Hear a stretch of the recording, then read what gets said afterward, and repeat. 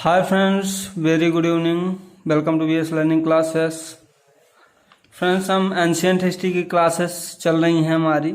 इसमें हम आईबीसी यानी कि इंडस वैली सिविलाइजेशन देख रहे हैं, सिंधु घाटी सभ्यता। इस पर हमारा ये 5वां वीडियो है, जिसमें हम देखेंगे सिंधु घाटी सभ्यता के नगर, उसकी तिथि क्या है, कालक्रम क्या है, इसके अलावा आर्ट एंड कल्चर, कला और संस्कृति।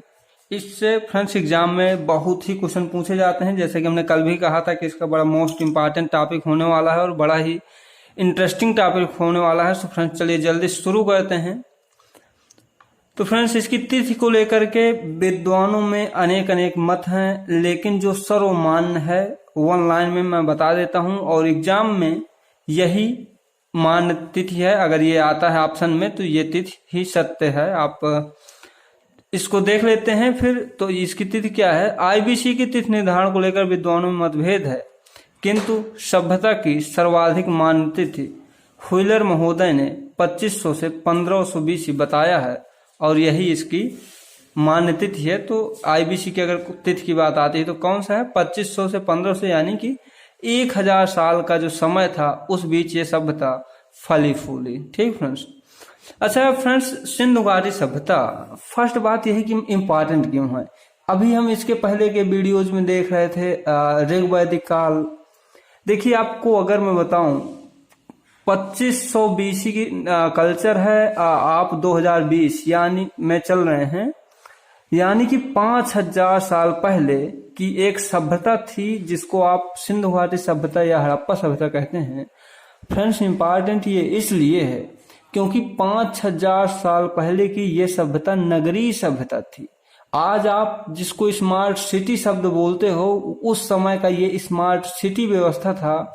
लोगों के पास उस समय के हिसाब से सारी चीजें, यानी यहाँ की जो नगर प्रणाली है और यहाँ का जो कृषि है, उपज है, सारा कुछ, व्यापार, उद्योग, धंधे इतना सुव्यवस्थित था जैसे कि किसी स्मार्ट सिटी वर्तमान शब्द आप प्रयोग कर सकते हैं।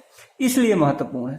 आप अगर इसके परिवर्ती कल्चर्स देखें, जिसको ऋग वैदिक काल या उत्तर वैदिक काल की अगर बात करें, तो ये दोनों ग्रामीण सभ्यता थी। उत्तर वैदिक काल में मैंने बताया था कि विधिवत रूप से ग्राम शासन समझ में आता है, तो ये ग्रामीण थी। जबकि इससे पहले अगर बात करें तो ये क्या थी?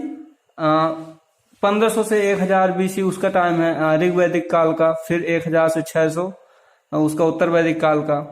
तो ये यानी कि जो आगे की कल्चर्स हैं वो ग्रामीण थी, लेकिन ये जो है नगरीय सभ्यता थी। इस रेफरेंस से मोस्ट इंपॉर्टेंट हो जाती है। तो चलिए इसके नगर की विशेषताएं देख लेते हैं कि अगर नगरीय सभ्यता थी तो कैसी थी। देखिए, इस सभ्यता के अधिकांश स्थल जो मिले हैं वो 2 श्रेणियों में बटे थे। पूर्व में नगर क्षेत्र होता था और पश्चिम में दुर्ग क्षेत्र। दुर्ग क्षेत्र यानी कि किला जिसको आप बोलते हैं, ठीक है। और ये रक्षा प्राचीर से घिरा होता था, बाउंड्री से, ठीक है। लोथल तथा व सुरकोतड़ा ये 2 स्थल हैं संध्योकालीन। इनमें नगर क्षेत्र एवं दुर्ग क्षेत्र दोनों रक्षा प्राचीर से घिरे थे। आप ये दोनों बातें सुन करके आप वर्तमान से कल्पना करिए तो ये किसी एक तरह से जो पश्चिमी टीला था यह प्रशासनिक भवन के रूप में था, क्योंकि दुर्ग वगैरह काफी रक्षा प्राचीर से घिर रहते थे और पूर्व में नगर के लोग रहते थे, सामान्य लोग रहते थे। तो ये नगर नियोजन की व्यवस्था थी। दुर्ग क्षेत्र में प्रशासनिक भवन, धार्मिक भवन, अन्नागार के अवशेष मिले हैं। आपको याद होगा हमने हड़प्पा और मोहनजोदड़ो वगैरह जो देखे थे, उनमें क्या है, ये धार्मिक भवन, अन्नागार मिले थे कि नहीं, ठीक है। और नगर क्षेत्र में सामान्य नागरिक, व्यापारी, कारीगर, शिल्पी एवं श्रमिक आवासों के संकेत मिलते हैं। श्रमिक आवास भी आपको याद आ रहा होगा। इस तरह की नगर व्यवस्था थी। इसके अतिरिक्त अगर आप देखें तो आईबीसी स्थलों की मुख्य विशेषता इसकी सड़कें तथा नालियां हैं। फ्रेंड्स, इसके जो सड़कें हैं वो एक दूसरे को समकोण पर काटती थी। घरों के दरवाजे मुख्य सड़क पर न खुलकर पीछे की गली पर खुलते थे। आपको ये बात मुझे समझाने के लिए थोड़ा सा मैं प्रयास करता हूं। आपको रफ वर्क में आप आई होप क्लियर आ रहा होगा।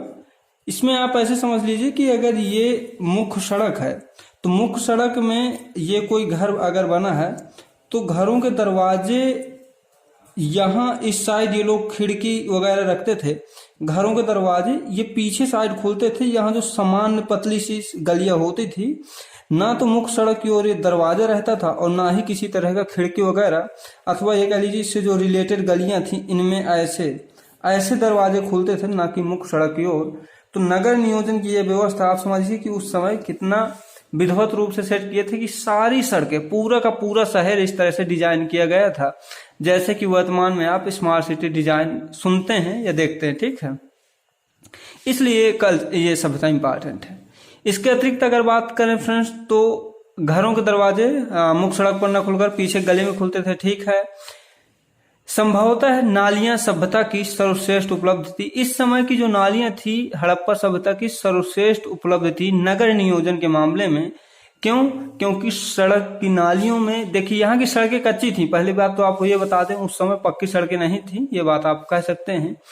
लेकिन 5000 साल पहले आप पक्की सड़क की कल्पना भी नहीं कर सकते। लेकिन अगर इस समय की नालियों की आप बात करें तो गलियों में पक्की ईंटों से इनका निर्माण किया जाता था। नालियों का इतना ही नहीं, नालियों को पत्थर से ढका जाता था ताकि किसी तरह से सैनिटेशन वगैरह काफी अच्छा था इन लोगों का। और सभ्यता के अधिकांश मकानों के बीच में देखिए, मकान सारे कैसे डिजाइन रहते थे। अधिकांश मकान यानी 50+, अधिकांश मकानों के बीच में एक आंगन होता था, चारों ओर 4-5 कमरे होते थे, रसोई घर होता था, स्नानागार यानी वॉशरूम होता था। आप देखिए कितना अच्छा डिजाइन था, प्रत्येक घर 4-5 कमरा, और ये सारी चीजें वर्तमान में आप एक सामान्य घर से कंपैरिजन कर सकते हैं। यानी कि ये घर क्या इंडिकेट करते हैं? ये घर इंडिकेट करते हैं फ्रेंड्स कि उस समय का जो समाज था वह काफी समृद्ध था। ठीक है, कला की अगर बात करें तो कला देख लेते हैं। कला, सैंधवकालीन कला के अंतर्गत हम किन का अध्ययन करते हैं तो पहले वो जान लेते हैं। मृदभांड यानी कि मिट्टी के बर्तन, प्रस्तर यानी पत्थर, धातु एवं मृण मूर्तियों, मिट्टी की मूर्तियों, मुहरों तथा मनकों इत्यादि का अध्ययन करते हैं। और अध्ययन भी हम फ्रेंड्स इसलिए करते हैं क्योंकि सभ्यता में सारी चीजें जो लकड़ी की वगैरह थी वो नष्ट हो चुकी हैं। जो ह्यूमन बींग थे उनके आजकल केवल हड्डियों के अवशेष मिले हैं। तो इसलिए जो एक जरिया मिलता है जांच का या कला का अध्ययन करने का, वो वही मृदभांड के जो टुकड़े मिले हैं, जो पत्थर की मूर्ति मिली है, धातु के वगैरह, मुहर, मन के वगैरह, तो इनका अध्ययन करते हैं। चलिए देख लेते हैं सभ्यता के बारे में। यहाँ के मृदभांड चाक द्वारा बनाए जाते थे। अब देखिए आप, सामान्य सी बात है, मृदभांड बनाए जाते थे यानी मिट्टी के बर्तन चाक द्वारा। और आपको बता दूं, मिट्टी के बर्तन का उपयोग केवल पानी या खाना के लिए नहीं था। यहाँ बड़े बड़े मिट्टी के बर्तन ग्रेनरी के रूप में बनाए जाते थे, यानी इसको आप कह लीजिए कि अनाज स्टोर करने के लिए घरों में। अब अनाज स्टोर क्यों करते थे फ्रेंड्स? समान सी बात है कि ये लोग उपज ज्यादा करते थे, जिसको आप कहते हैं सरप्लस प्रोडक्शन। इसका मतलब है कि इन लोगों की कृषि व्यवस्था अत्यंत उन्नत थी, तभी ये लोग मृदभांड वगैरह का इस्तेमाल इसलिए करते थे। ठीक है, इसके मृदभांड लाल एवं गुलाबी रंग के होते। फ्रेंड्स, एक क्वेश्चन पूछ चुका है कि आईबीसी के मृदभांड किस रंग के होते थे, तो उसमें काला भी ऑप्शन था, तो आप कंफ्यूज मत होइएगा, लाल एवं गुलाबी रंग के होते थे। मृदभांड सादे भी होते थे, अलंकृत भी होते थे, यानी कुछ डिजाइन कह लीजिए होते थे। और इसके अतिरिक्त कुछ प्रस्तर मूर्तियां हड़प्पा से मिली हैं। प्रस्तर मतलब पत्थर की कुछ हड़प्पा से मूर्तियां मिली हैं। देखिए, एक मूर्ति ऐसे मिली है लाल बलुए पत्थर तथा दूसरी चूना पत्थर से बनी हुई है। पहली मूर्ति का जो है धड़ केवल मिला है, जो कि परिवर्ती मूर्ति कला की ओर इशारा करता है, वस्त्र विहीन है।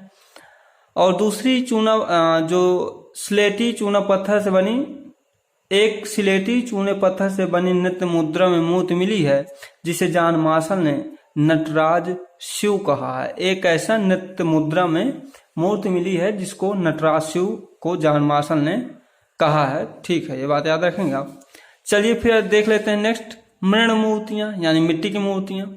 तो फ्रेंड्स, नारी मृण मूर्तियों की अधिकांश को सिर पर पंखाकार वेशभूषा तथा गले में हार पहने हुए दिखाया गया है।